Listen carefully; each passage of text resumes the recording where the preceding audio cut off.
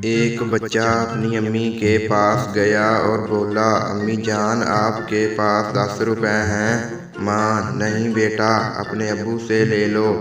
बेटा, पापा आपके पास 10 रुपए हैं। बाप, बेटा खुले नहीं हैं इस वक्त, अपने चाचू से ले लो। बच्चा, चाचू आपके पास 10 रुपए हैं। चाचू, नहीं बेटा इस वक्त तो नहीं है, अपनी चाची से ले लो। बच्चा, चाची आपके पास 10 रुपए हैं। चाची, हाँ बेटा दूं क्या?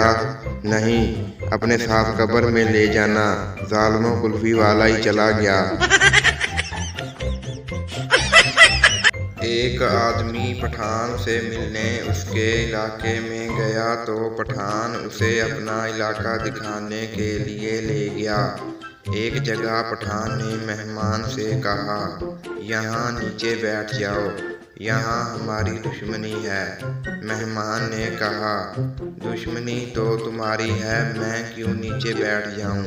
पठान ने कहा, ओ यारा, हमने उसका मेहमान मारा था, वो कहता है हम भी तुम्हारा मेहमान मारेगा।